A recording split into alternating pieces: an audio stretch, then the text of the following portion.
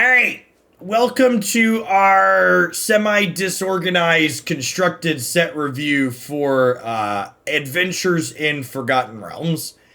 This set review is going to be a little bit more chaotic and less focused than some of my previous set reviews in the past because I'm going to be largely looking at this set through the lens of Standard 2022.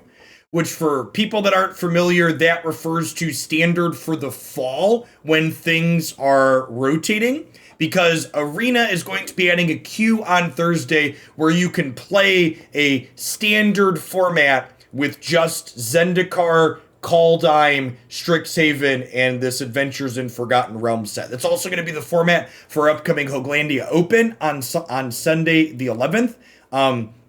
This set in general, at a glance, a lot of these cards are probably not good enough for Historic, and they're likely not good enough to keep up with Eldraine and, Ikoria and the other powerful sets that are currently dominating the existing standard environment that we have now. This is an 8th set into that standard card pool, so I'm going to call out when I think one of these cards could see play in one of those other formats, but I'm largely going to be looking at a lot of cards today through the lens of how are we going to potentially fit these into a future standard format, and just kind of looking at cards generically in a vacuum, thinking about what they could look like depending on, because it's tough to know too for the fall. We could look at them for this current standard 2022, but we won't really know what things look like in the fall until we have the extra 20% of the cards from the fall set. So let's dive in and kind of jump around a little bit.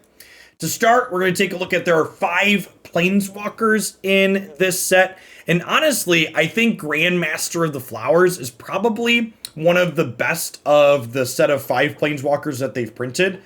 This is one of the cheaper of them, and it notably only goes up. And not only does it only go up, but it also protects itself while going up. So we have a 4 mana Planeswalker that basically starts on 4 loyalty, plusing to 4 right away. And it can make something not attack or block for a turn cycle, so there's some built-in protection. And then in a roundabout way, it kind of generates card advantage here. So +1, search your library for Monk of the Open Hand, reveal it, and put it into your hand. And Monk of the Open Hand here is a 1/1 for 1 that whenever you cast your second spell in a turn, you get to put a counter on this. And assuming you're playing 4 monks with Grandmaster of the Flowers kind of enables your Monks of the Open Hand in a way, right? Because as you draw more monks every turn, your monk is a cheap second spell you could be playing. Each turn. So, like on turn 5, you could play out 1 monk and then draw another and then play that one out and trigger the first, etc. And then the design of the ultimate on this is really neat, where it just becomes a card that gives you strong board presence once it hits a certain threshold. So it needs to get to 7 loyalties. So you're going to 4 on 4. So the earliest you're going to be able to turn this into a threat is turn 7, which is that's one of those things where it's like figuring out what speed the format is running at, right? Power level is contextual, so if getting to turn 7 is reasonable, this could be a finisher of sorts in a mid-range deck, perhaps. How close is Monk of the Open Hand to playable is another question, because you probably need to be willing to put 4 copies of this in your deck in order to really make this work. That's a good observation. Casmania is going to be a Planeswalker that's sticking around. So maybe there's a Bant Planeswalkers deck where you play this on 4 after you play Casmania on 3, and then you plus this to 5 and then to 7, and then on turn 6, you have a 7/7 that can suddenly attack and give you board presence. That's sweet. As long as has 7 or more loyalty, he's a 7/7 dragon with flying and indestructible. Oh, it stops being a Planeswalker? You're right, this doesn't say in addition to other types, so it kind of evolves or transforms into this dragon. So that means it's no longer attackable at that point. That's a good observation. That honestly makes it a little bit stronger in a way, right? Because if it's no longer a planeswalker, that means once it turns into a dragon, your opponent can't attack it down. Yeah, but actually I think that asterisk makes it more powerful. Hey, thanks for the prime support, Oldies Rocks. I appreciate it. He continues to get to use his abilities too. Does it? Still has loyalty abilities? Is that accurate? I guess we're gonna have to wait and see what the...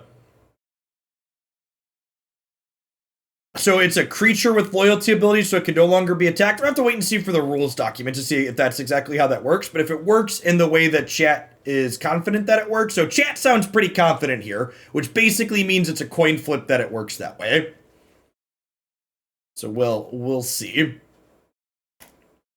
There's the Monk of the Open Hand. So we have 5 Planeswalkers total here.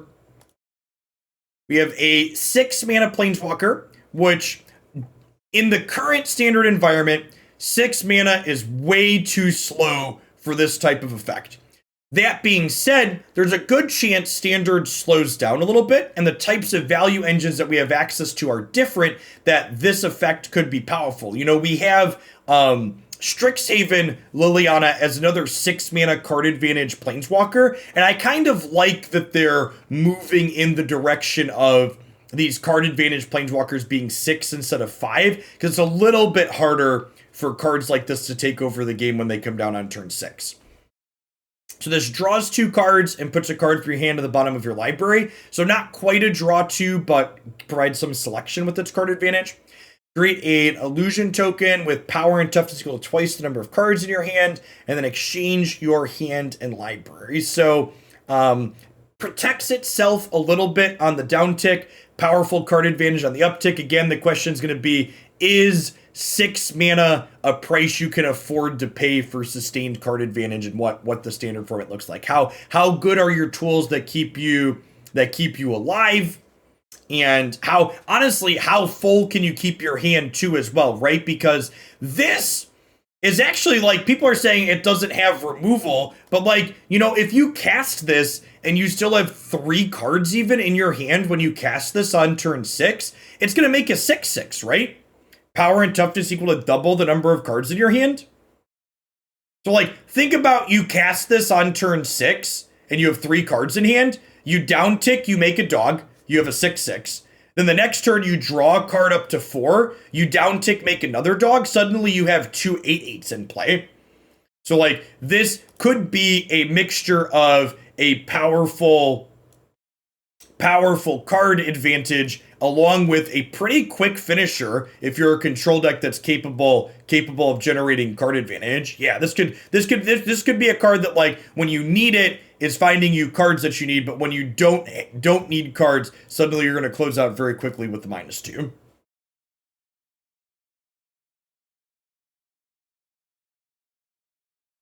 All right.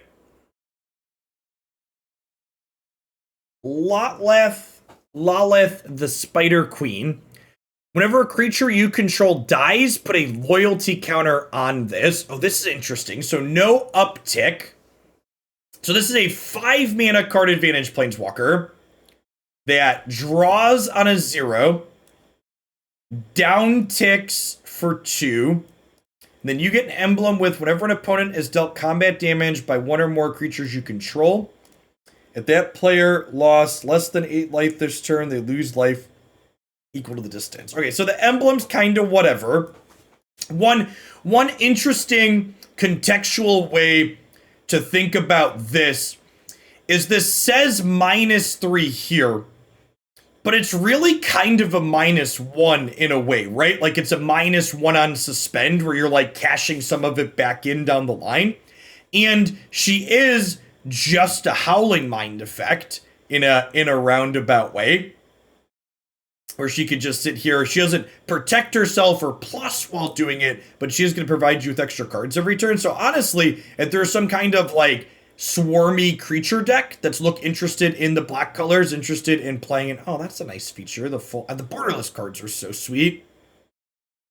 I mean, it's a Mythic, so it'll be good and limited. There's a reason why we don't talk about formats like that here. But from a constructed perspective, I'd be kind of surprised if this card doesn't see play.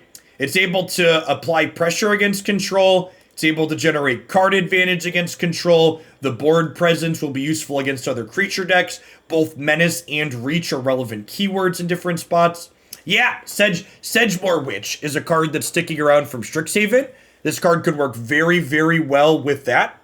I like that suggestion a lot. Sedgemoor is definitely a card I'm interested in brewing with. So this one seems 5 mana is a good rate for these effects. I'd be surprised if this one doesn't see play in our standard 22. Zerial Archduke, 4 mana planeswalkers. Creatures you control get 1 attack and haste. Create a devil token, or when it dies, it deals 1 to any target. You get an emblem with, at the end of the first combat on your turn, untap target creature you control, you get an additional combat step. Huh.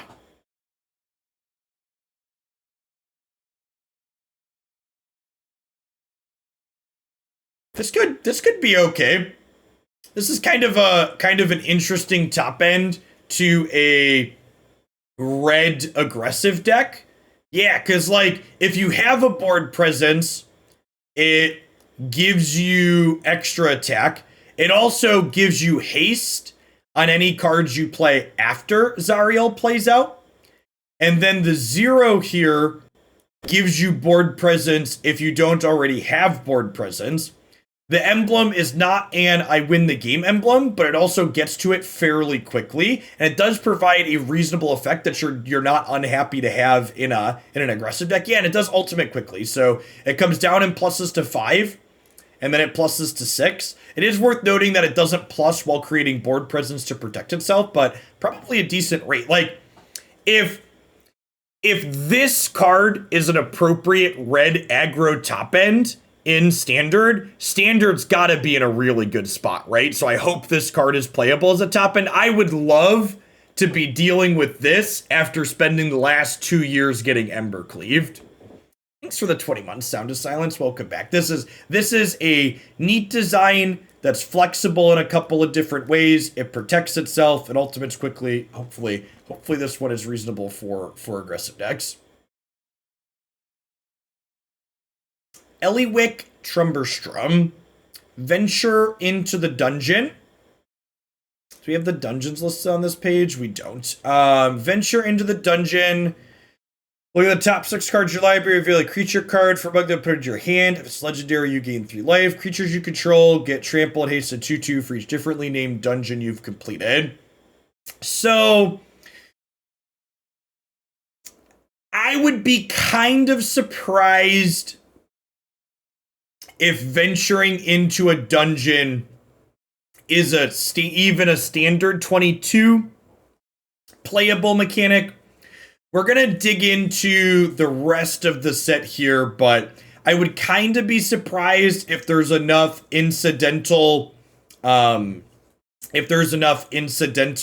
adventure to make the mechanic push enough to see constructed play. Maybe I'll be pleasantly surprised, but at a glance, I think I would probably rate her the lowest of all of these 5 planeswalkers in this set. If we had to assign arbitrary ranks to them, I think I like Lalith the best, probably followed by Grandmaster, and then it's probably a toss-up between these two for third. They're both pretty good, it seems, and like what their appropriate shells are. Dungeons are just token cards. You have access to all the dungeons at all times. Alright. On to past planeswalkers. We've got some Dargans, chat. Let's take a peek at a cycle of Dargans. 4 mana, 4/3, Flying Vigilance. When it dies, create a Frost Tongue, a legendary white equipment token with equipped creature gets 2 attack. Whenever equipped creature attacks, tap target creature the defending players controls and equip 2. Okay. That's kind of sweet. So it's a relatively decent stat line for the mana cost. It's evasive, and it plays offense and defense at the same time, thanks to Vigilance. And If they just kill your dragon, you get some value out of it. Also, something to note is that the fact that this is legendary and it does something when it dies means that you can play 4 copies of this card, and you could just play the second one out to sacrifice it to get the equipment. So some of the best legendaries that you can play 4 of, traditionally speaking, have some sort of way to synergize with themselves when they die, and this does that, which is nice, in addition to generating value when it just eats a removal spell. Someone fill me in, because this is something that's good to know. Is Lightning Strike legal going into the fall? What's our red removal suite look like? Is the third only having 3 toughness? Is this gonna die to 2 mana red removal? What was the last set? Lightning Strike or whatever. Frostbite is legal. Okay, that's probably fine. I guess mono red will play Frostbite, but I'd be surprised to see too many snow decks. It's probably fine. Next up, Imarith Desert Doom. I like Desert, chat. 5/5 flying for 5. Has Ward 4. So Ward means whenever it becomes targeted by a spell or an ability, you counter that spell or ability unless they pay 4 mana. When it deals combat damage to a player, draw a card. Then if you have fewer than 3 cards in hand, draw cards equal to the difference. This is kind of sweet. I really like the use of, there's a Ojitai down here as a comparison, who had hexproof while it's untapped. But this is similar to that, right? Not full on hexproof, but still very, very reasonable. It's got a big, beefy body that you can play on turn 5 that will let it block reasonably. And it generates card advantage when attacking, and especially if you're low, this card could draw as many as 3 cards in a turn. I feel like I'd be surprised if this wasn't playable in some amount. Like, on average, your opponent is going to have a 2 mana removal spell that kills this, and their 2 mana removal spell is going to cost 6, which means that even if you play this and it dies right away, it's going to be tempo positive, which that's why having your threat die to removal right away is often bad, is because it's a tempo negative exchange. But because Ward here makes it tempo even to tempo positive, that could be good. Maybe there's something that you could pair this with that gives vigilance. Some lurking somewhere in standard, could be lurking around for a build around. Also, this is a blue card, right? You could just pair this with counter spells, so that way when you're finally attacking with it, you can protect it with counter spells. Green X, thanks for the prime, by the way. I appreciate the support. Welcome to the channel this afternoon. This one is sweet. This is the one of the dragons that caught my eye before the full spoiler review today. So 5/2 flying flash. I'm a sucker for a flash creature, chat. Enters the battlefield tapped, and you may cast this from your graveyard if a creature other than this died this turn. This is super powerful. This is a card that might see play in something like Historic, because it's a very powerful effect. The fact that you can mill into this with something like Stitcher's Supplier, and then sack your Stitcher's Supplier to Phyrexian Tower, sounds really sweet. It also has flash. So if creatures are dying on your opponent's turn, you could just flash it in at end step. Yeah, this could be good with Cat Oven in Historic, potentially. I think this card will probably see play in Standard too. It's just a decently statted recursive threat. It's important to note here that while this enters tapped the turn it comes into play, it can block, which means you can bring it back and then use it defensively every other turn as well. Yeah, it's a recursive threat. This is another card that could be excellent with Sedgemoor Witch, because Sedgemoor Witch provides you with a plethora of bodies that can die. This notably can be recast when token creatures die. So this is definitely one. It pairs well with Lalith, the Planeswalker, so Yeah, this card is certainly going to be playable in Standard 22, and it might be playable in other formats too. This effect seems very powerful.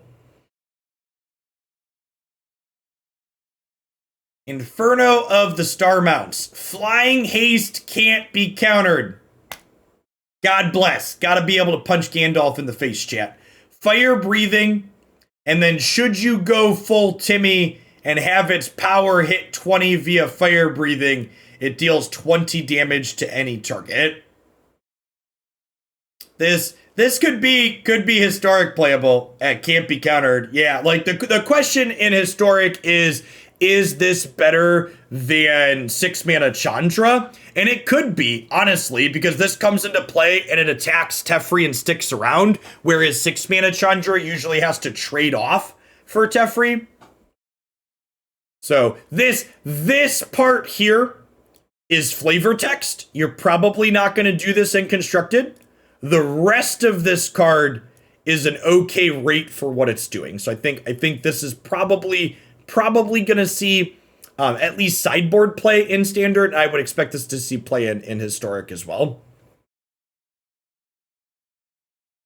The old Gnawbone, 7 mana. Probably the least playable. Whenever a creature you control deals combat damage to a player, deal that many treasure tokens. Okay, so this is a Brawl commander. Maybe, possibly. This one's probably not playable in Standard 22. Definitely the weakest of the cycle. Where's the rest of the text for 7 mana? Yeah. All right. Onward, upwards, backwards, forwards.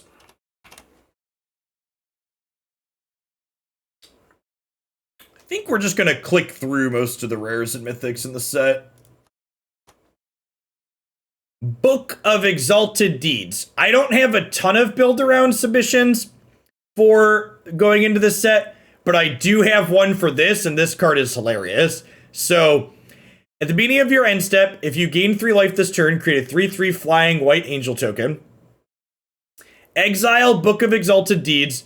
Put an enlightened counter on target angel. It gains you can't lose the game and your opponents can't win the game. Activate this as a sorcery.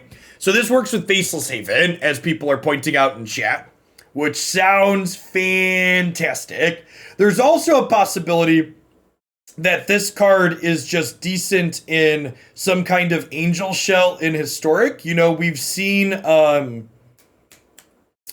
what's it called? See play in those shells, the Resplendent Angel, and gaining 3 is super easy in that shell thanks to Righteous Valkyrie and the Bishop of Wings that they play. So I would not be surprised if this was playable in Historic. Field of Ruin is rotating, so it's going to be pretty difficult to interact with the land, at least in the Standard 22 range.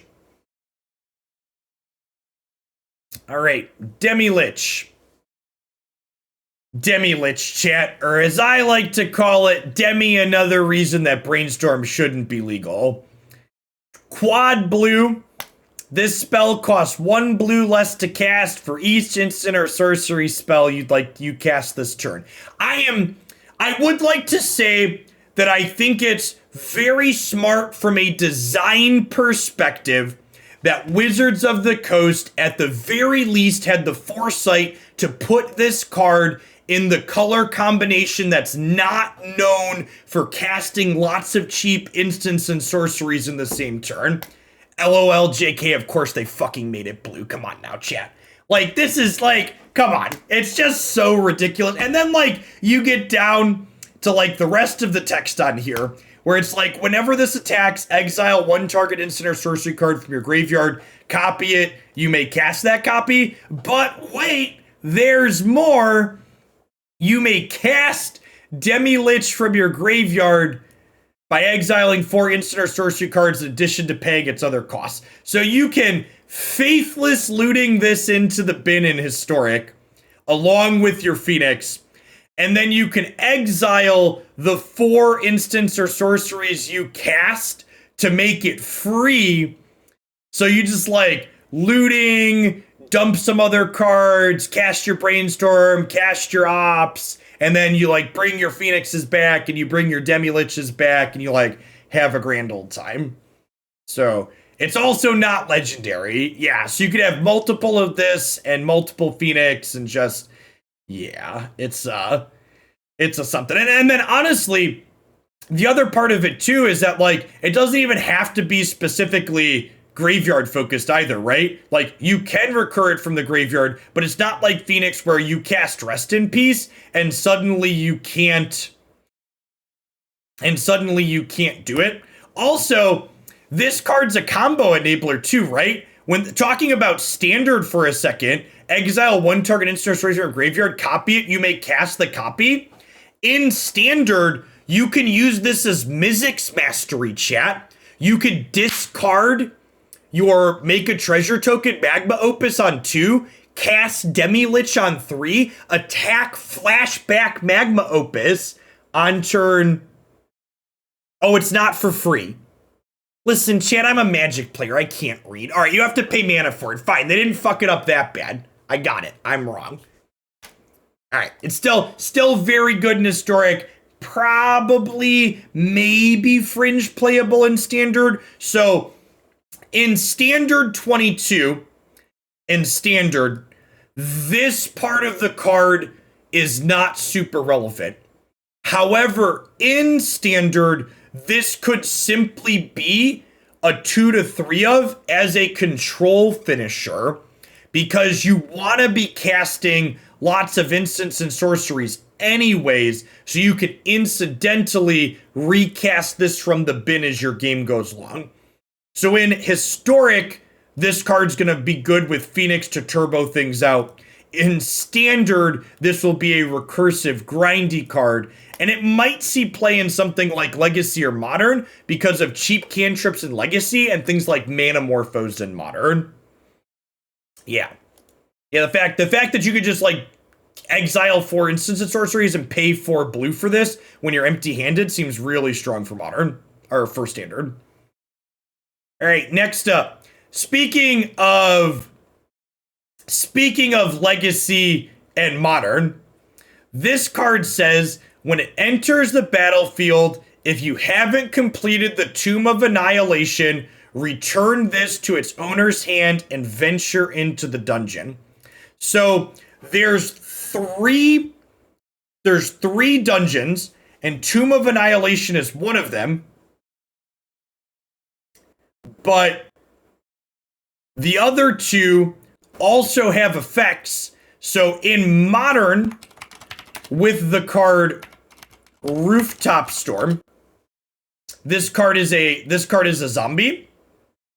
So if you have Rooftop Storm in Modern, Rooftop Storm plus this card kill your opponent instantaneously because one of the dungeons drains a life.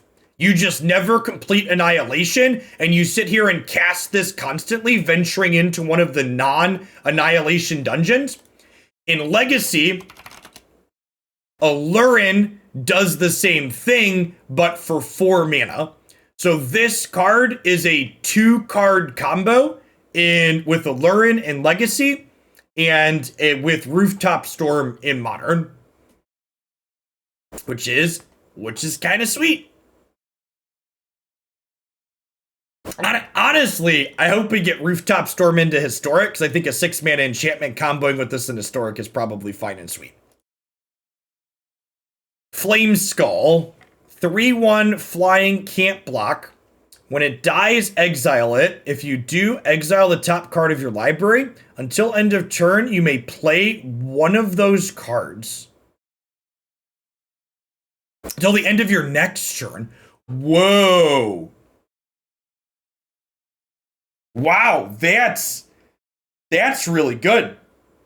This is a good, yeah, so you can cast one of those cards. So you can just recast this constantly every time it dies, or you can cast the card that you took off your deck if it's better than this. So it's not just you draw a card and then you cast that card. You could recast itself instead of whatever you exiled. Chris Van Meter, thank you for the 49 months. Welcome back, bud. Yeah, this is sweet. This is a card that could probably see play in regular standard as well as a little bit of a grindy threat. I'd be kind of surprised if this one's historic playable. I think it gets outclassed there a little bit, but this is definitely a card that I would expect to see play in standard 22. It notably cannot block, but if you're playing something proactive, it's going to be real annoying for people to deal with. Terrask. All right. When it enters the battlefield, if it was cast, it gains haste and ward 10. Whenever it attacks, it fights target creature the defending player controls. Is this until end of turn? Is this missing in translation, or does it permanently have ward 10?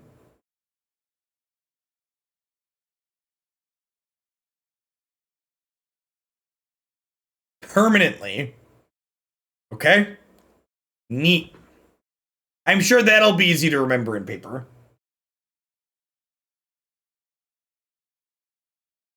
Yeah, this is an ETB trigger, right? Do we have the English version of this card? Do we know if this is an ETB or a replacement effect? Is it not an ETB? Is it a as this enters?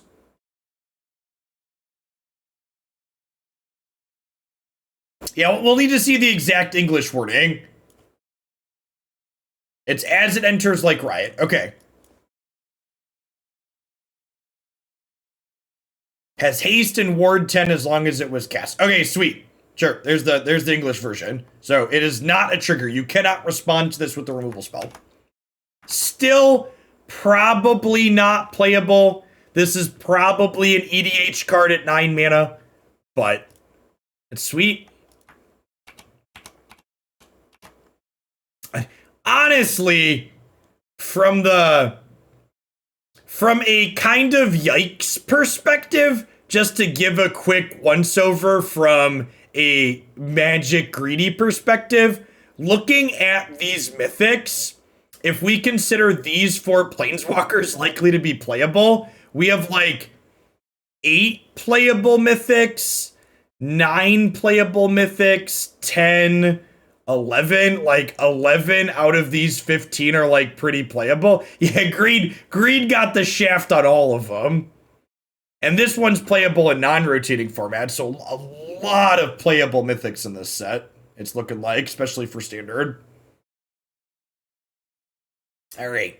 I don't know that I'm going to blow all of these out if they're not in non-English. Just going to kind of skim through. I have not looked at most of the set in advance. I've caught a couple here and there on social media, but skimming through most of these with you for the first time. At the beginning of your end step, exile up to 1 target artifact or creature you control, then return it to the battlefield under its owner's control. Probably not very good. Thassa only saw Fringe play, and Thassa had more upside than this. Target artifact or creature becomes a copy of another target artifact or creature. That's really slow at 6 mana. Book of Vile Darkness. At the beginning of your end step, if you lost 2 or more life this turn, make a zombie token. Exile the Book of Vile Darkness. Artifacts you control named Eye of Venka and Hand of Venka. Create Venka, an 8/8 with indestructible. Okay, hold on. All right, hold on. Oh, it doesn't have the other ones in here.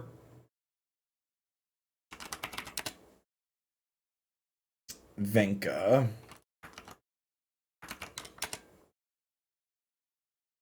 So hold on, we gotta look it up. Exile, Book of Vile Darkness, Eye of Venka, Hand of Venka. Okay, so Eye of Venka says when enters the battlefield, draw a card and lose 2 life. And so that synergizes with this. If you have this in play, it makes a zombie as well when this comes out. At the beginning of your upkeep, you may pay 2 to draw a card and lose 2 life. At the beginning of combat on your turn, equipped creature or creature you control named Venka Gets plus X, where X is the number of cards in your hand. Pay a life for each card in your hand, or it can equip for 2. Interesting. So these 2 cards both enable this making zombies, which is kinda sweet. The question is, this is maybe almost a playable card on its own. So like the question for can you make this text happen is how playable are the rest of these cards on their own? And the eye is definitely the most playable on its own. Like drawing cards and losing life is okay. This is kinda Like 5 mana equip. They're all legendary too. Yeah, so like you want to play a lot of copies of these cards to try and assemble them all together. But it also like punishes you because you don't really want them in multiples. So yeah, I'd kind of be surprised if this all fits together into something standard playable. I'm sure I'll get paid money at some point to lose some matches with this, but I'd kind of be surprised if this is a standard playable card, even standard 22.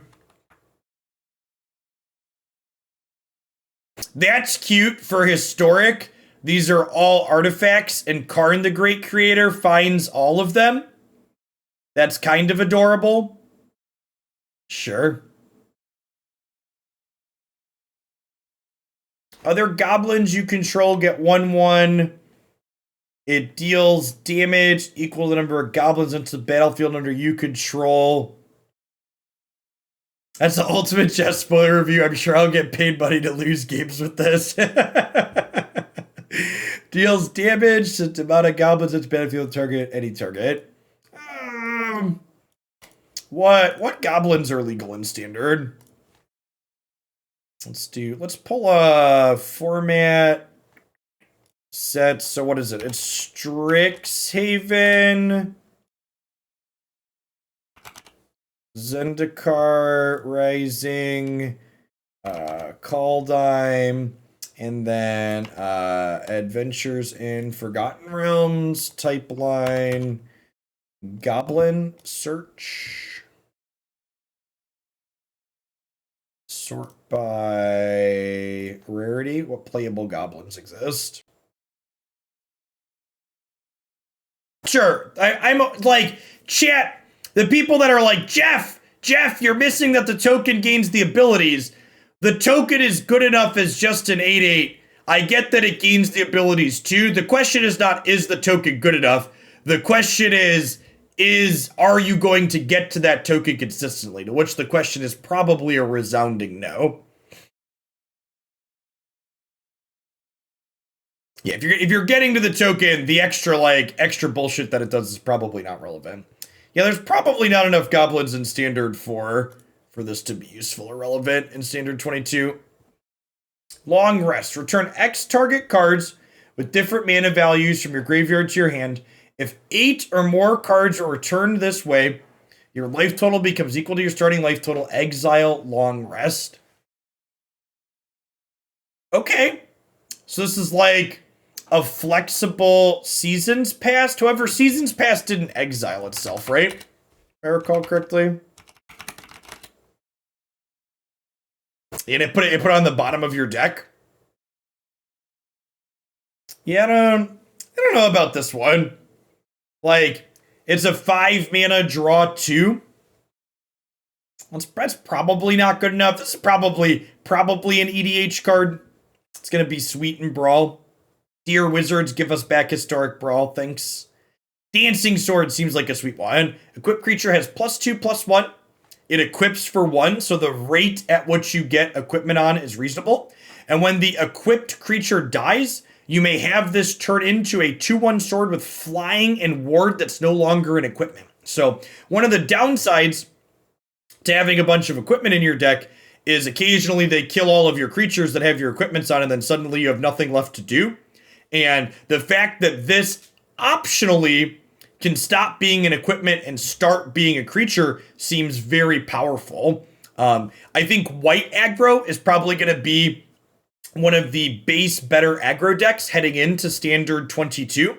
So this plus Maul of the Skyclaves seem like very good power for those white aggressive decks to make their weenies better. Yeah, and it's a May, right? So if you have other creatures that you'd rather be equipping this to, you can choose to not make it a threat. But if you're out of threats, you can go ahead and have it become a threat. So I like the design on this a lot. I would not be surprised if this is very playable in white aggressive shells.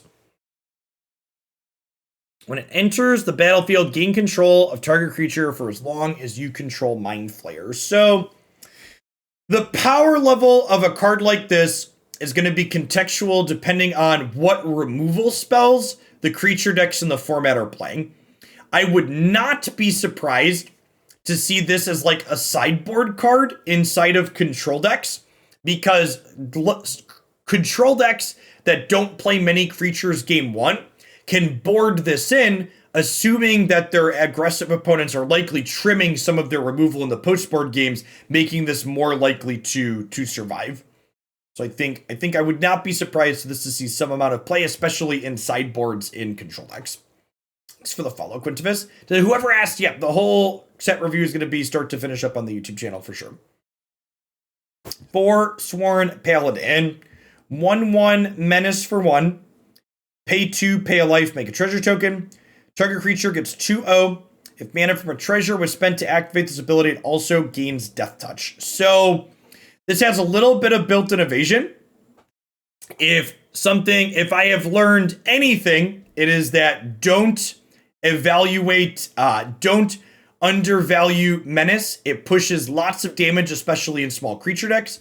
This card isn't quite Knight of the Ebon Legion, but the fact that it has flexibility to pump up other creatures you control in combat, especially if you have a treasure to potentially give Death Touch to anything on your board, is going to make blocking very difficult for your opponents. So I would not be surprised for this to be a 4-of in most black aggressive decks. To create one or more treasure tokens, create an additional one instead. Probably not very good, unless there's something that synergizes around treasures, but I'd be surprised if this one sees much play. Instrument of the Bards. Beginning of your upkeep, you may put a harmony counter on Instrument of the Bards. Search your library for a creature card with mana value equal to the number of harmony counters on it. Then reveal it and put it into your hand. Create a treasure search library for a creature card. Treasure counters. Okay, so this card is bad, right? It just puts it into your hand. So this mana cost is just way too expensive for its effect. So this does not seem particularly good. Yeah, it's a weird 4-mana draw card, is exactly correct. Guardian of Faith. 3/2 flash vigilance. When it enters the battlefield, any number of other target creatures you control phase out. Oh, so phasing is just like a casual keyword that we're stapling on to random things and stuff. Sure. I mean, this is a card that will likely... I don't think this is an EDH... Oh, the Bard's an EDH card. Sure, this is probably an EDH card. Guardian of the Faith here could maybe see play as a card in white aggressive decks out of the sideboard for against control decks, because it has flash and it has a stat line, more importantly. So traditionally speaking, 3-mana cards in aggressive decks that protect your board from sweepers don't tend to be great against control decks, because holding up 3 mana is a kind of a rough cost. But this is a card where if you pass with this card up and your opponent doesn't play a sweeper, you could just end step this to add power to the board. Yeah, it can also blank spot removal as well. And again, the fact that you could just... One of the things that I think a lot of people probably undervalue with this card is the fact that you can pass with this up. Flashes in to add power to still use your mana for the turn, even if they didn't play into it, which is nice. Also, if your stones are huge, you could cast Collected Company in response to a sweeper, hoping to hit Guardian of the Faith. It is worth noting that this phases out only other target creatures, so if you're playing this to save your board in response to a sweeper, this is going to die, but the rest of your board will survive, which is nice. Thanks for the 56 months, Andrew. Welcome back. 7 mana artifact. I'm going to assume this is an EDH card before I read it. Let's read on. Oh, it is a spirit. That's a good catch. Exile target instant or sorcery from a graveyard. Roll a d20. I love low variance games. Copy that card. You may cast that copy. Copy that card. You may cast the copy and pay 1 rather than its mana cost. Copy every card exiled with Wizard Spellbook. You may cast the copies without paying their mana cost. Yeah, so definitely an EDH card. That's all I got. It's an EDH card. All right, you can activate it the turn you play it, and if you roll a 20, you can cast something for free.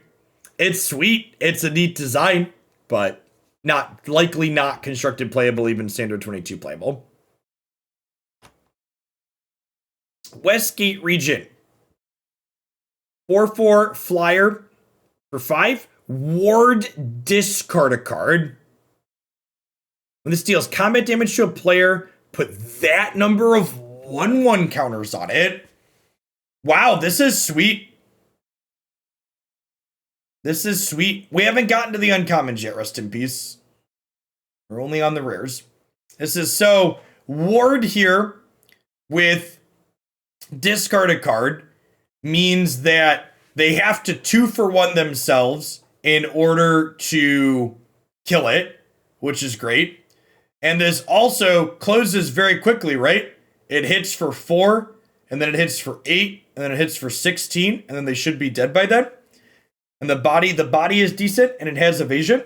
So I think I'd be surprised if this one doesn't see some amount of play as a finisher.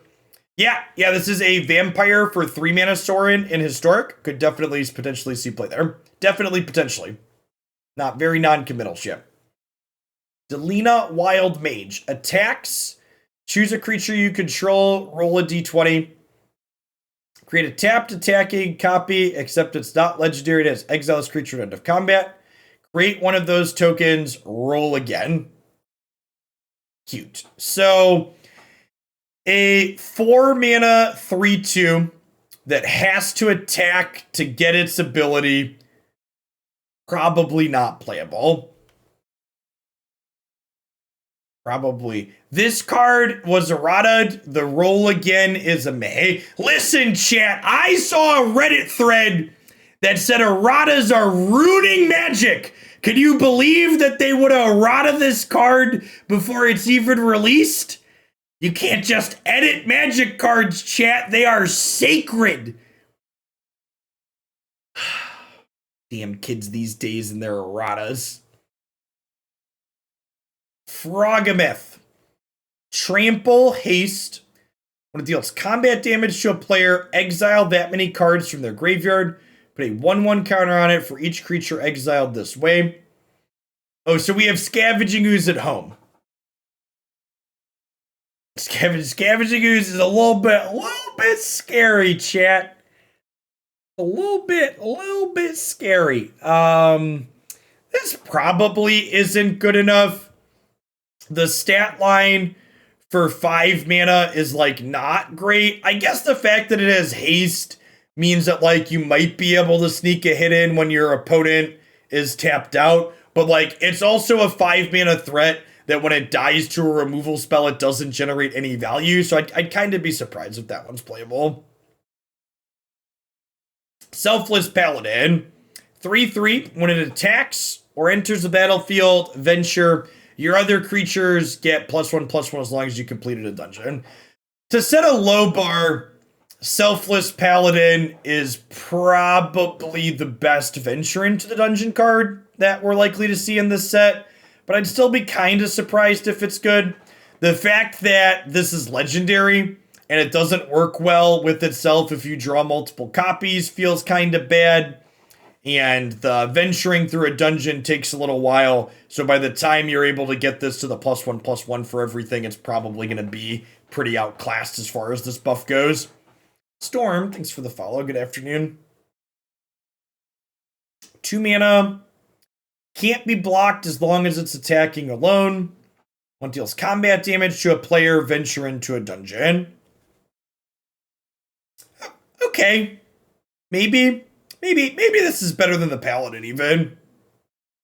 Like, a 2/1 unblockable for 2 isn't terrible stat line. Like, a lot of these adventure cards, you want to view them through the lens of, let's pretend this is flavor text. Is the rest of this decent? Yeah, that's another good observation too, Steric. The fact that this card, again, doesn't work well in multiple, not because it's legendary this time, but because it's not unblockable if you're attacking with multiple of them, feels bad. It seems like it's going to be kind of difficult to venture multiple times in the same turn. It is a rogue, but that probably doesn't matter. I'm not sure that this is better than any of the rogues that like the rogue deck in Historic currently plays. Maybe rogues in Standard plays this, but all the messed up rogue cards are like rotating, right? Like Into the Story and stuff, and the core set, other ones are like core sets from last core set. Enters the battlefield tapped, 3/2 for 2. When a creature dealt damage by white this turn dies. Huh. This is kind of a sweet card. It seems like we're gonna have a lot of good pieces for a black aggressive deck out of this set, huh? We've got the Recursive Dragon. This is a decent stat line for attacking on 2. And if it just trades in combat with something, it makes a 2/2 zombie, which is sweet. Zalto, Fire Giant Duke. When it is dealt damage, venture into the dungeon. Ah, yes. The very durable 7/3 that ventures when dealt damage. This one's not particularly playable. 3/3 for 3. Reach, ward 1. Whenever you cast a creature or planeswalker spell, venture into the dungeon. This ability triggers only once each turn. Yeah, like this one actually says it verbatim on the card. You could only do it once each turn, but it really feels like they intentionally made these cards that do dungeons like, and they didn't want another energy. Yeah, they were really scared of adventure being constructed playable, I think. Like, I can't, like, what's the most broken thing that happens if this isn't only once per turn? Like, I don't know. None of the dungeons seem that crazy. This card, however, might be playable on its own because a 3/3 reach ward 1 for 3 is not awful. So again, like, and maybe, just maybe, so we talked about, someone asked, is there playable green cards in this set? If there's a dungeon deck in this set, this card is relatively close to playable on its own. And this Planeswalker is probably the other best venture card that we've seen here. So if you want to explore adventures in Constructed, I think I'd start with the green shell.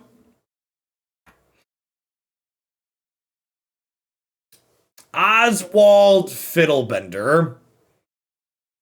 Sacrifice an artifact, search your library for an artifact whose mana value +1. All right, so we have a birthing pod for artifacts that only costs 2. That might be cute. That could maybe be okay. Dragon Turtle. I'm in love with the creature type. It has flash. Keep going. I'm almost there. When it enters the battlefield, tap it and up to 1 target creature an opponent controls. They don't untap during their controller's next untap step. So, is there anything you could turn treasure into with Oswald? This seems pretty sweet. So the stat line here is huge. It has flash, so your dragon turtle is notably going to untap before your opponent's thing untaps. So like flash this on your opponent's turn, diddle one of their things. Your dragon will not undiddle on your turn. Their thing will not undiddle on their turn. Then the dragon turtle finally untaps. Yeah, I'd be kind of surprised if this one's not playable. Seems like a sweet card. If there's some kind of tempo shell in the format, I would be surprised if this is not a part of it. I love cheap flash creatures. In Historic, this notably costs 3 mana, so you can Collected Company into it. Yeah, this will line up really well against aggressive decks. 3/5 is a lot of body for 3 mana, even if you have to wait a turn to untap with it. Gelatinous Cube. Enters the battlefield, exile non-ooze creature an opponent controls until this leaves the battlefield. Put target creature card with mana value X or less exiled with its... That's kind of a sweet design.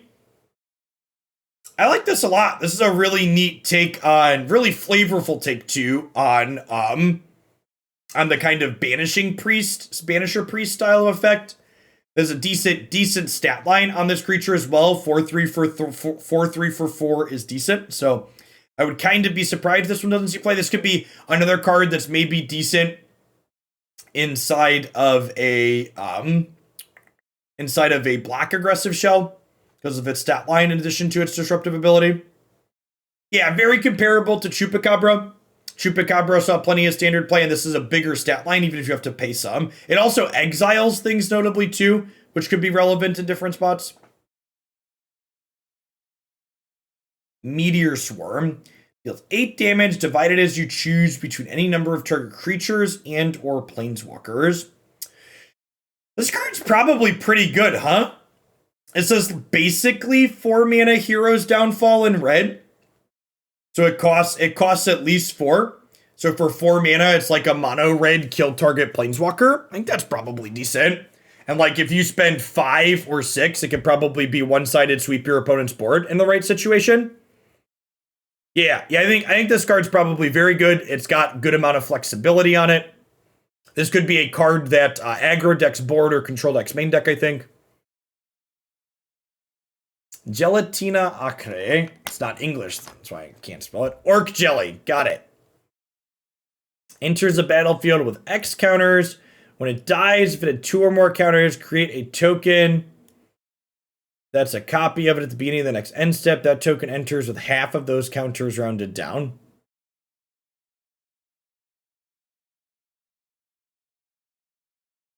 Okay, sure. Maybe it's okay. Could be neat with Winding Constrictor, I guess. Be kind of surprised if this one's playable.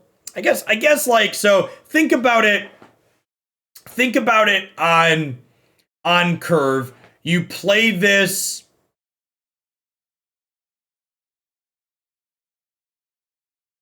Oh, okay. So if the token's a copy of it. So if you have Winding Constrictor or some other extra counter effects, they turn into 2/2s that then turn into 1/1. Oh, okay. Now my wheel. This is a combo card, chat. So this plus Woe Strider plus Winding Constrictor. Oh, it's the beginning of the end step. Okay, so you can't just go infinite with those 3, but you could make a lot of things over the course of a few turns. That could still be okay. Yeah, it's still nice sack fuel, yeah. Could be decent. Could be a sweet card to build around with some of the counter synergies. Flumph.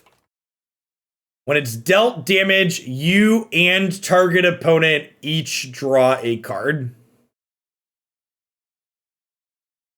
This is an EDH card, right? Did you like have multiplayer, so you like make someone other than the person attacking you draw a card, but not one-on-one constructed playable? Black Staff of Waterdeep. You may choose not to untap the Black Staff during your untap step. Another target non-token artifact you control becomes a 4/4 for as long as Black Staff remains tapped. So the fact that this is non-token, it's a little bit of a drag. But this one could probably see play in Historic. Yeah, it's like, it's almost scissors, but it's repeatable. It's repeatable, right? Yeah, I think this one, I don't know that it'll be good enough in Tempered Steel, but it's definitely worth testing there. This card is notably very good along with Stone Coil Serpent, because Stone Coil Serpent keeps its 1/1 counters. Freak Shot, thanks for the 17 months. Welcome back. It's better than Skilled Animator. Yeah, I could see that. Because you can play and activate it the turn it comes down. So it's like 1 power less, but you get to repeat it, and they can't just kill the creature to get rid of it. So it's not good with Cookbook because it's non-token only. Yeah, see something with Vault Scourge too. Yeah, this is probably a card. This is probably a card we'll try. Well, it's not a 4/4 on turn 2 press to pick. It takes 2 to activate, so you need 3 total to play and activate this. Yeah, it's more durable than the other animator. I like this. I'd be surprised if this doesn't see some mana play in Historic Tempered Steel. Sphere of Annihilation enters the battlefield with X void counters. At the beginning of your upkeep, exile Sphere. All creatures and planeswalkers mana value less than the number of void counters. Weird. This probably isn't good enough. It's neat that it tags graveyards too, but I'd assume this is slow and bad. Wish. You may play a card you own from outside the game this turn. Sure. Sure. Tron plays Oblivion Stone Rad. This card is terrible there. Werewolf Pack Leader. 3/3 for 3 with more text. Watch Wolf is rolling over in its grave. When Werewolf Pack Leader attacks, if you attacked with at least 6 power total this combat, draw a card. Someone was asking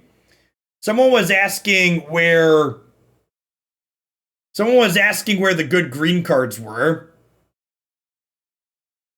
Damn it, chat. If I said the wrong fucking number, you could read the card. Stop it. Looking at the number 3, you can see the card. I said Watch Wolf. You know what I meant with Watch Wolf. If you don't know what I meant with Watch Wolf, go Google it, you zoomer. 4 mana. Until end of turn, Werewolf Pack Leader has base power and toughness 5/3, gains trample, and isn't human. So it almost enables itself completely when you have this. Yeah, that card's super strong. Like 3/3 for 2 is a decent rate on its own. Its potential to generate card advantage. It has an activated ability that helps you when you flood out. Like, very, very reasonable overall. Thanks for the follow, Papa. This is a card that could see play in the current standard format. Will definitely see play in standard 22. Yeah, it works well with itself too. So if you have 2 copies of this and you attack with both of them, you get to draw 2 cards.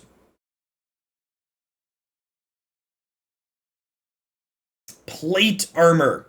Equipped creature gets +3/+3 and has ward 1. Costs 1 less for each other equipment you control. You know? Is there going to be an equipment deck in this format? So we have the Flying Sword. Maul of the Skyclaves is staying around, right? That was Kaldheim. That was Zendikar. Yeah, so like this Maul of the Skyclaves, Flying Sword, Nahiri is still legal. I wonder if there's I bet there's an equipment deck in standard 22. It's probably pretty sweet. Yeah, I mean like 3/3 is a lot of stats. Yeah, Helvar is gonna be the white god is also legal here still too. Grazilix Icthalid Scholar. When a creature you control becomes blocked, you may return it to its owner's hand. Whenever one or more creatures you control deal combat damage to a player, draw a card. Maybe. I mean, Curious Magpie on any miscellaneous creature seems potentially okay. This doesn't have evasion itself, though. It is noteworthy that even if you hit with multiple creatures, you only draw one card. Yeah, it could maybe enable some bouncy blinky style of effects. Your creatures are getting blocked. This one could go either way. Vaporal Sword. Equipped creature has 2 attack and death touch. Pay 8 until end of turn. Vaporal Sword gains when equipped creature deals combat damage to a player. That player loses the game. Huh. Okay. I mean, like, is Bone Splinter a playable card or whatever that old artifact is? Maybe. We've said that there's probably a black aggressive deck in Standard with the other tools in this set. This could definitely be a card that sees some amount of play in there. It's a card that gives you something to do with your mana when you flood out. So, again, the question you want to ask yourself with a card like this is, pretend this is flavor text. Is a 1 mana equipment that equips for 2 to give 2 attack and death touch good? It might be, right? Like, 2 attack and death touch lets your little creatures attack into larger creatures on stalled boards. And then, like, this is just like flavor / upside in the late game. It could be fine. Orb of Dragonkind. Add 2 mana of any combination of colors. Spend this mana only to cast dragons or activate dragon abilities. Sacrifice Orb of Dragonkind. Look at 7 cards. Wow. 7 is a lot of cards, chat. That is a lot of cards. And like, yeah, we saw Dragon Turtle. Most of these are playable. Goldspan Dragon is still legal. Is that true? Yep, this is Kaldheim.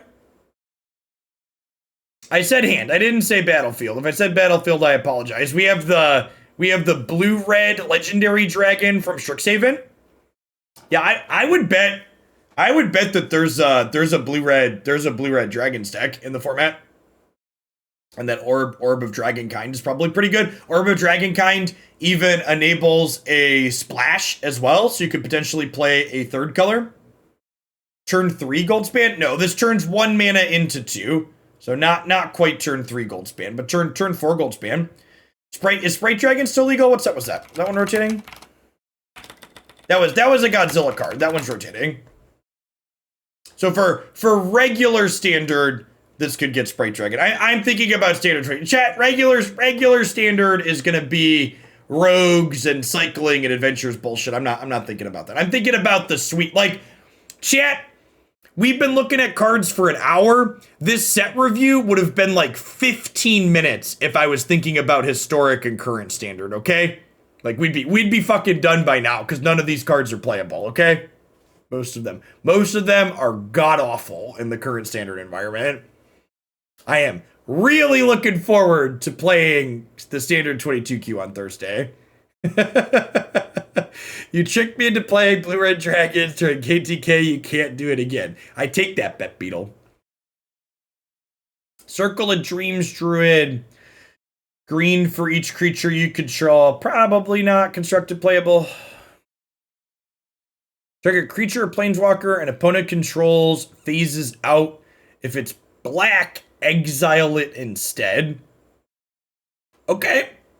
This is a sweet card. Definitely sideboard playable. Potentially main deck playable. Depending on what the format looks like. Because potentially, how many black cards are seeing decks in the format. We've been talking about black aggro. So if black aggro headlines the format, that could be very good. Each opponent exile cards to the top of the library until they've exiled a total mana value of 20 or more. Probably not standard playable. Reveals their hand. You choose a non-land card from it. Exile it. If it's an instant sorcery, exiled this way, lose 1 life. Otherwise, you lose 1 life. Sure. I mean, what's it called has been playable. Agonizing Remorse has been standard playable. This is probably standard playable. Oh, this is the card. I've seen people memeing with this card. So Menace, when it attacks, if you attacked with 6+ power, you may put a dragon card from your hand tapped and attacking into play. So this enables a turn 2 kill. So Infuriate. Infuriate is a Theros card. So if you play this on 1 and you double Infuriate it on 2, you can put Terror of the... It's a Terror of the... No, whatever it's called. There's a dragon that gives your things double strike. Mount, that was it. Mount Velas. Yeah, this thing. Terror Mount Velas. When it enters the battlefield, creatures you control gain double strike. So you can theoretically have a turn 2 kill in current standard, not standard 22, but current standard, where you play this, you double Infuriate it, and then you Terror of Mount Velius and then kill your opponent. So have fun being high rolled by that. Wild Shape. Until end of turn, target creature you control has base power and toughness. Target creature you control has that base power toughness, becomes that creature. Choose one. Oh, okay. We change a creature into one of these things. Got it. All right, so I'm not going to read every one of these commons and uncommons on stream because a lot of these aren't going to be constructed playable, but we will highlight some of the ones I think are constructed playable, like Ray of Enfeeblement, for example. Target creature gets -4/-1. If it's white, give it -4/-4 instead. This card could very easily be main deckable. This is a card that if white aggro is popular, it's going to be excellent. Burning Hands is very good. This whole cycle of do a thing, if the card's a specific color, do a better thing seems good. So this does 2 to a creature or planeswalker. If it's green, do 6 instead.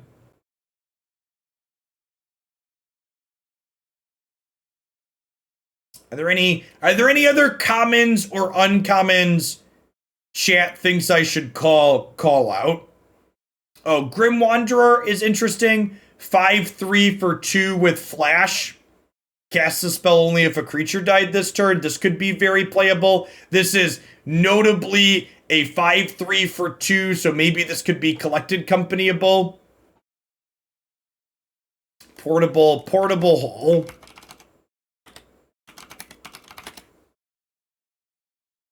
Enters the battlefield, exile a non-land permanent a opponent controls with mana value 2 or less. Sure. Yeah, that's probably decent. Yeah, I'm going to look at the class enchantments. I'm going to scroll down to that, and then if there's other commons or uncommons people think we should look at, we can look at those. I think I'd like to start off by saying I think the class enchantments are incredibly sweet. I also love that we're getting more vertical artwork cards. Also, dear Wizards of the Coast, if Magic Arena had an EDH-like format where instead of having a commander, I get to pick a class card that I have access to every game, I'd probably play that at some point, and it would be sweet. So you should make that a possibility. So the classes basically have level up, and you get a base effect at the start, and then you can pay mana to get more increased effects. So the monk class here makes your second spell each turn cost 1 less to cast. This notably works well with the couple of monks that trigger on second spells for the turn. When this levels up, you get to return a non-land permanent to its owner's hand, so you get to actually impact the board here, which seems sweet. At the beginning of your upkeep, exile the top card of your library. For as long as it remains exiled, you may cast this spell as long as you've cast another spell this turn. So this eventually turns into a Howling Mine effect. It takes 7 mana to get there, but it does also impact the board while you're spending that mana. So this could potentially be playable. Rogue class. When a creature you control deals combat damage to a player, exile the top card of that library face down. You get to look at it. Creatures you control have menace, so it makes it easier to connect. You may play cards exiled with Rogue class as though they were, and use mana as though they were mana of any color. Yes, you keep access to all the previous levels, chat. You have additional effects here. I know there were a couple more cards spoiled while we've been talking. I knew the full spoiler was going to go up while we were doing this. We'll loop back around to look at the new additions at the end, chat. Sorcerer class. When it enters the battlefield, draw 2, discard 2. Creatures you control have add red or blue. Spend this only on instants or sorcery spells or to gain a class level. Okay, so this helps you pay for the last level. When you cast an instant sorcery spell that deals damage, you cast an instant sorcery spell, that spell deals damage to each opponent equal to the number of instant sorceries you've cast this turn. That's not particularly good. These rogue and monk both seem fairly playable. When fighter class enters the battlefield, search your library for an equipment, reveal it, and put it into your hand. Equipped abilities cost you 2 less to activate. So we were talking about maybe there's an equipment deck in this format, and this could be a key piece to it. And something that's really notable here about this level up is that this costs 3, but it makes your equips cost 2 less, right? So the first time you pay this, it's basically like only paying 1 more to equip something, and then you get a discount on everything else after the fact, right? Whenever a creature you control attacks, up to 1 target creature blocks it this combat if able. Sure. Just these first 2 alone seem pretty reasonable, though. This draws a card for you. I like this one a lot. Yeah, this triggers for every attacker, so it lets you kind of dictate combat, which is sweet. Bard class. Whenever a legendary creature enters the battlefield under your control, you get to 1/1 counter. Legendary spells you cast cost red-green less. So this only does not reduce generic mana, it only reduces red and green. Whenever you cast a legendary spell, exile the top 2 cards of your library, you may play them this turn. This probably isn't very good. Kinda neat and flavorful. Monk, rogue, and fighter feel like they have potential. To be constructed playable perhaps in 22 standard. How about the other ones here? So we've got Cleric. You would gain life, gain that much +1. Whenever you gain life, put a 1/1 counter on a creature you control. I think Monk is probably pretty good too, Andrew. These two would be my picks for the top. When this class becomes level 3, return a creature from your graveyard to the battlefield, you gain life equal to its toughness. These uncommon ones are probably limited fodder. You have no hand size. This becomes level 2, draw 2 cards. Okay, maybe I'm wrong. This is a 4 mana draw 2 that then has other upside. Huh. This is, yeah, this might be playable. I guess 4 mana draw 2s usually come with scries. Wizard might be playable. Beginning of your end step, if a creature died this turn, each opponent loses life. Comes level 2, load top 3 cards in your library, put 1 of them into your hand, put the rest into your graveyard. Okay. You have each end step, each opponent loses life. This is probably not good enough. Barbarian, if you would roll dice, roll that many +1 and ignore the lowest. Nice. Yeah, these seem like limited cards. These are rares, so probably a bit better. Spells your opponent casts during your turn cost 1 more. Sure. Creatures you control get 1/1. Whenever you attack until end of turn, target attacking creature gets 1/1 for each other attacking creature and gains double strike. Yeah, that seems decent. Paladin could definitely see play, at the very least, as a sideboard card. Making controlled cards pay more. Yeah, I'd be very surprised if white and black aggro aren't both good in 22. Yes, this stacks. So if you have multiple paladin classes, you get to tax them more. So you get a 2/2 wolf when it comes into play. Whenever you attack, put a 1/1 counter on an attacking creature. You may look at the top card of your library anytime. You may cast creature cards. Yeah, Ranger seems pretty good. Pretty good here too. That seems pretty reasonable. You can like play, and another thing too with like Ranger especially, you can, this card similar to adventure, a number of adventure cards curves into itself. So you play it for 2, make a 2/2, and then you attack and put a 1/1 counter on something, which seems sweet. All right, and these are multicolored cards. Let's take a peek at these. Probably mostly EDH stuff, but we'll see. When it enters the battlefield, if you cast it, search your library for 5 dragons not named Tiamat, reveal them, and put them into your hand. This will be a sweet Brawl card. This will probably be a really good Brawl commander, huh? The old draw 5 when it comes into play. Guild Kingpin. Beginning of your upkeep, choose target opponent until end of turn. That player can't cast spells. You may look at the top card of the library anytime, and you may play the top card of the library. Man, that's kind of gas. It is a 6 mana 5/6 that doesn't have an ability the turn it comes into play, and it has to live for an entire cycle. This is a sweet EDH card though. I would like to make a Brawl commander with this one. I'd be kind of surprised if this is standard playable, just because there's no value when it comes into play and has to survive a cycle, but the design is neat.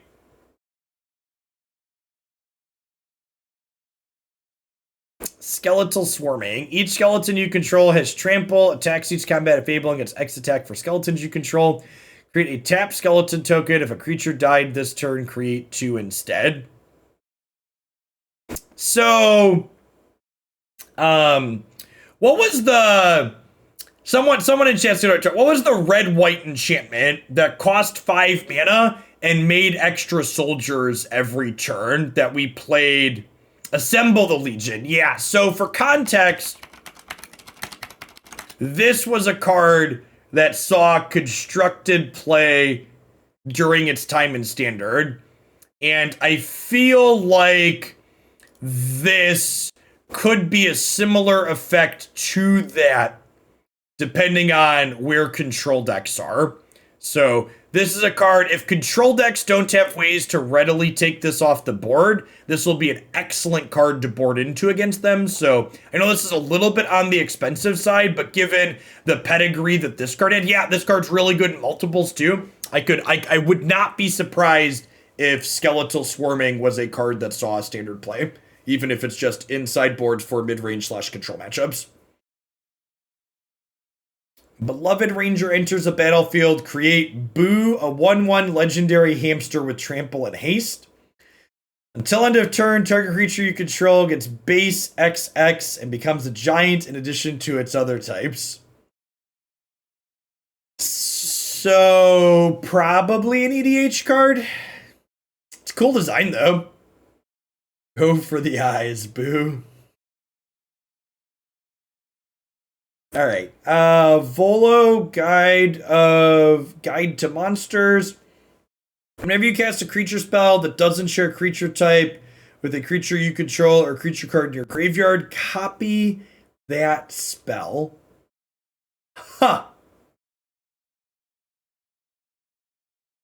Chat, these spoilers are making me sad, because these spoilers are reminding me that I'm not allowed to play Historic Brawl whenever I want. And all I'd like to do after reading through these multicolored spoilers is play some more Historic Brawl. Dear Wizards, please let me play Historic Brawl on demand. Thank you. Prince of Undeath. 5/3 for 4. When it enters the battlefield, each other creature gets -X/-X. You lose X life. Return X creature cards with total mana cost. Yeah, it's another card that's like probably maybe this is standard playable. It's a 5/3 flying trampler for 4. Like maybe the black aggro deck can splash red, maybe. Triumphant Adventurer. As long as it's your turn, it has first strike. When it attacks, venture into the dungeon. Huh.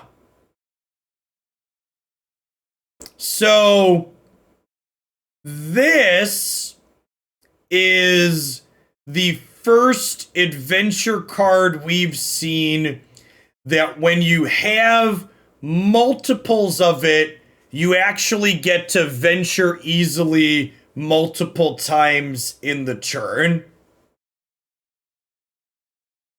Which seems potentially good. And it is, again, the way you want to evaluate these ventures is pretend this is flavor text. A 1/1 death touch for 2 is not awful.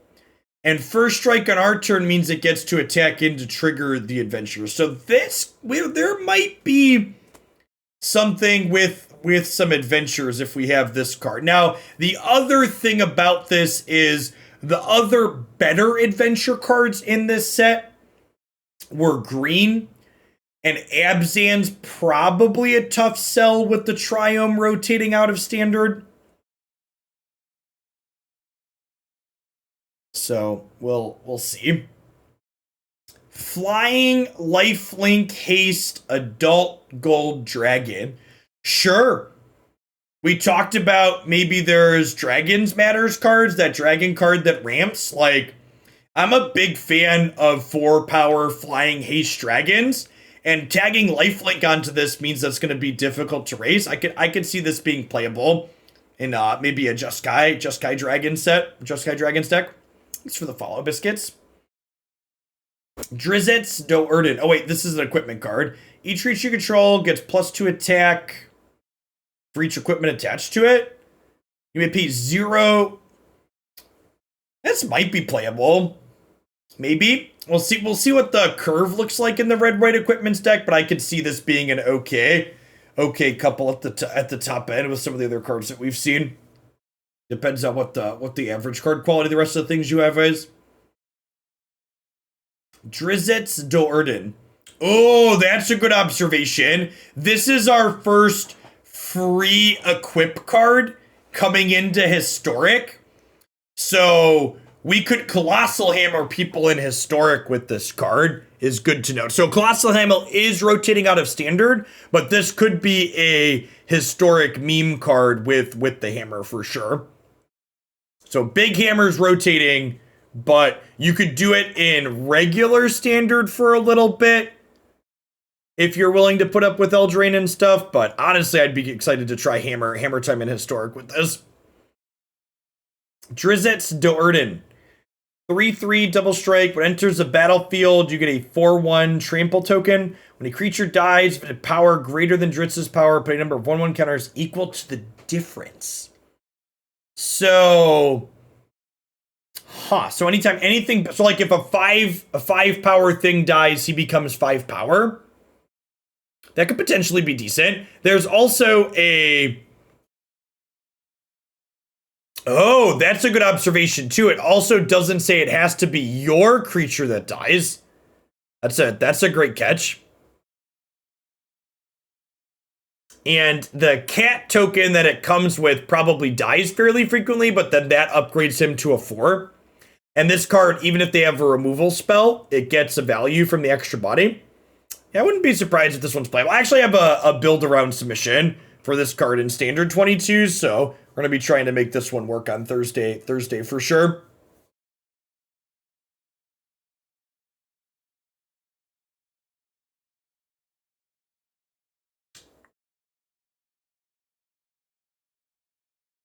We looked at some of these. Deck of many things. Roll a d20.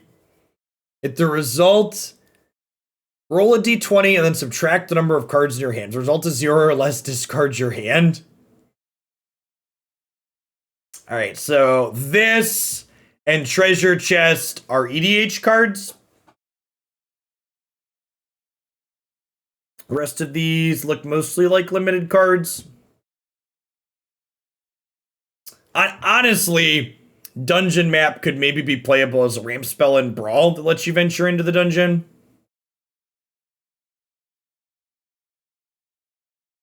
OG Slappy, thanks for the 33 months. Welcome back. Treasure Vault looks kind of mediocre, and then you realize that it's an artifact land, and maybe this does something silly somewhere. It can also make you a bunch of artifacts, so it could potentially ramp you over the course of the turn. Yeah, it's an untapped artifact land.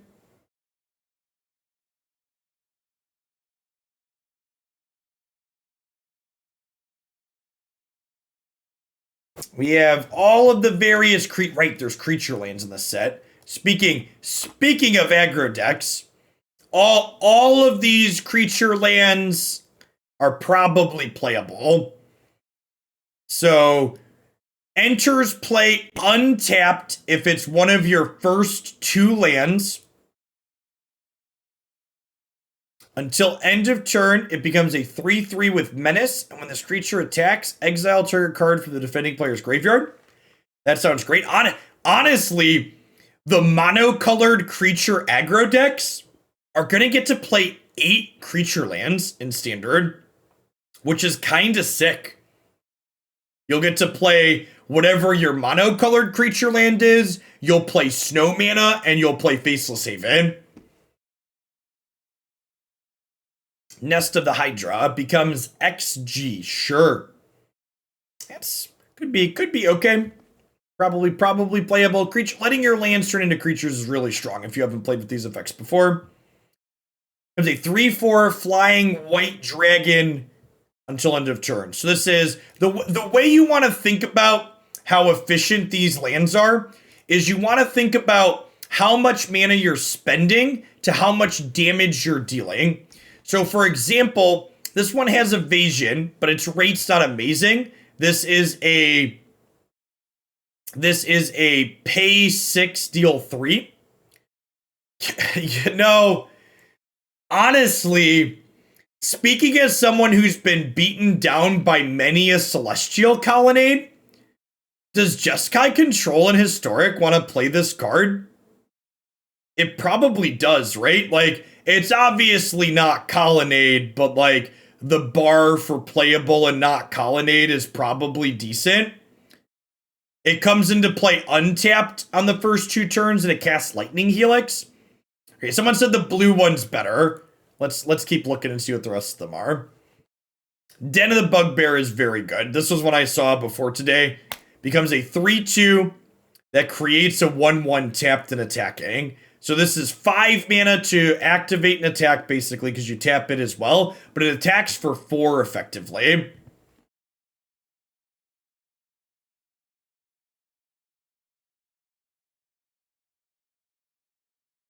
Huh.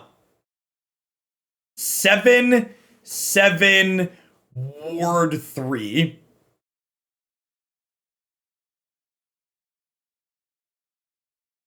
Yeah, is that better than... So I think on the surface you're right that card to card in a control deck, this is probably better than this. I don't think you play both. You probably only want like 2 to 3 creature lands in the control deck. That being said, Cave of the Frost Dragon blocks Art like Phoenix, and these only enter untapped if they're your first 2 lands in the turn. And if this is one of your first 2 lands in the turn, you can't cast Lightning Helix. Whereas Cave of the Frost Dragon casts Lightning Helix. So, there's that. All right. Let's take a look at the couple of other spoilers that went up while we were talking about things.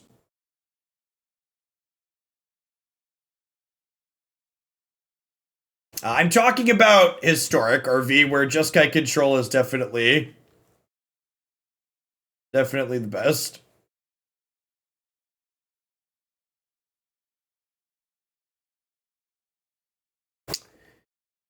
You would draw a card, exile the top card of your library face down instead.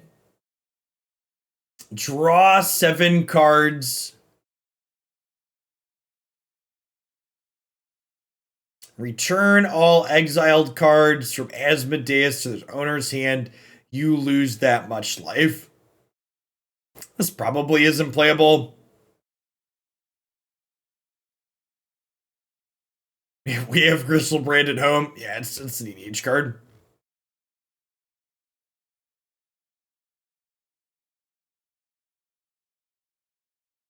Were there any other rares that spoiled while we were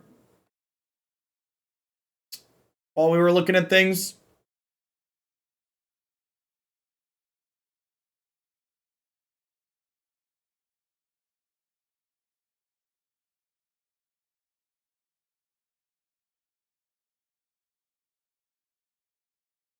Loyal Watchdog.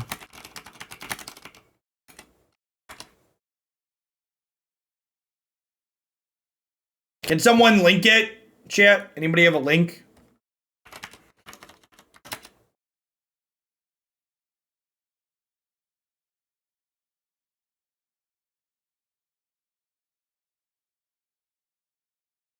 Enters a battlefield. If opponent controls more lands than you, get a basic land tapped. Sure. Yeah, it's got more attack than Knight of the White Orchid too. Yeah, this card's great. Almost assuredly going to see play. So if you're on the draw, you can cast this on turn 3 after your opponents made their 3rd land drop to ramp. Yep, it'll attach equipment to it quite nicely, so sure. Seems good. All right, I think that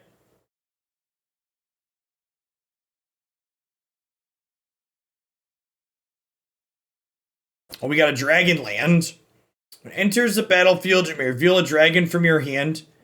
Enters tapped unless you reveal a dragon or control a dragon. Choose a color, add a mana of the chosen color. This probably isn't good enough. It only ever taps for 1 color. Maybe if there's a multicolored dragon deck, this plus the dragon fire card or whatever that was that filters for mana of any color.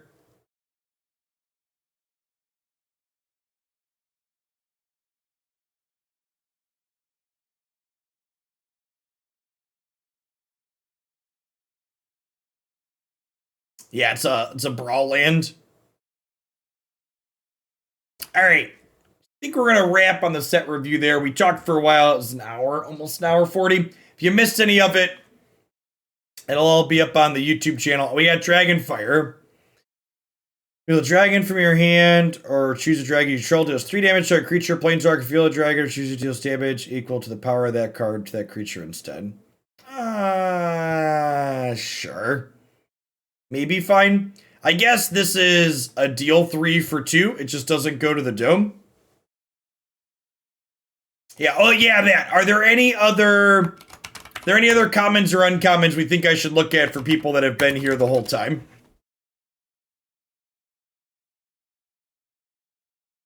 This isn't very good. I would bet that a lot of the cards people are about to tell me are about me about to tell you the cards are bad.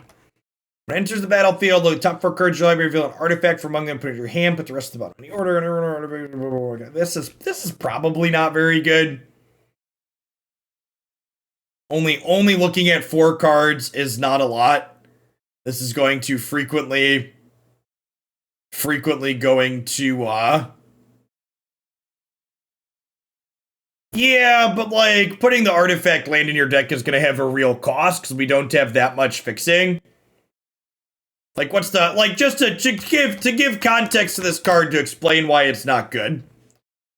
Let's take a look at your 60 card deck. Let's assume I have 20 artifacts in my 60 card deck. I get to look at 4 of them. With 20 artifacts, I am only 81% to hit an artifact. And 20 is a lot. This card is very likely not getting you anything when it comes into play.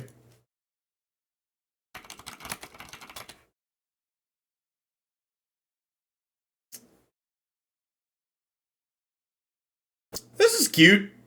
I don't know if this is constructed playable. The fact that it auto-equips is nice, and it's a combat trick. It's like a combat trick that hangs around. Probably not good enough compared to the other equipment in the format.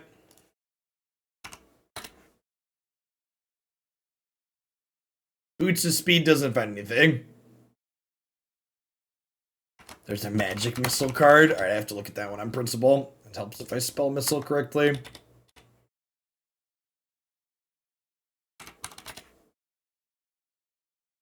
Am I not spelling this correctly?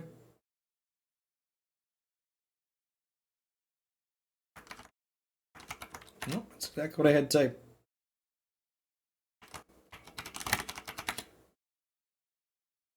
This card's not very good.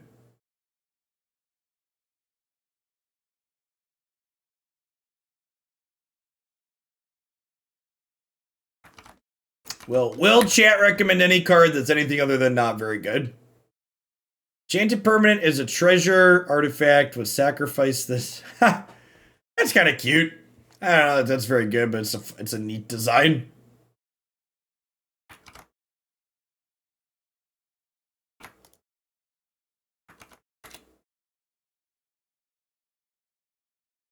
Whenever equipped creature gets 1 mana, has no skills, combat damage, you play by sacrifice. If you do, create a token that's a copy of this creature. No, that's not playable, chat.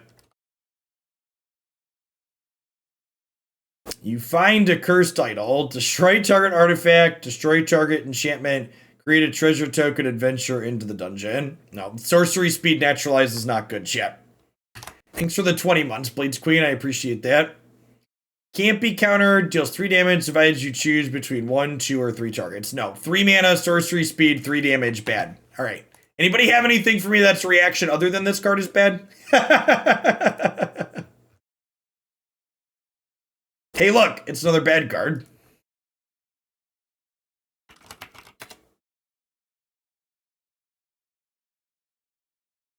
Counter target spell, draw 2, discard 2. Yeah! Look at that. Cancels playable. Cancel that turns into loot in a pinch. Sounds great. This one's good. That one will see play, chip.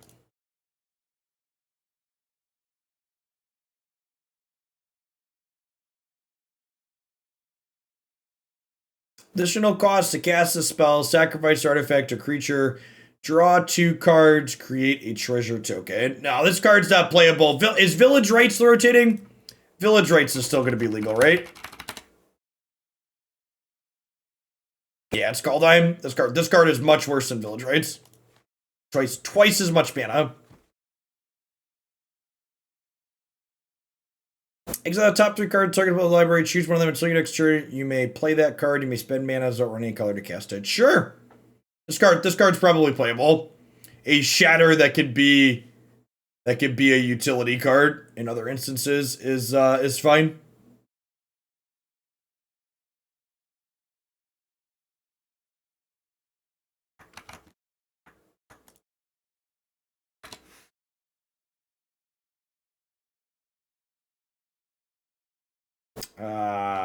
This probably isn't very good.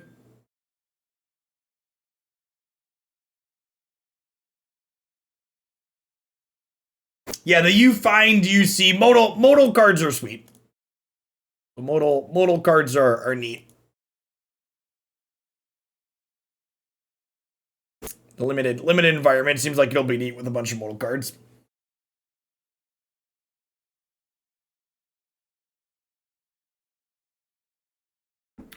All right, should we build some decks?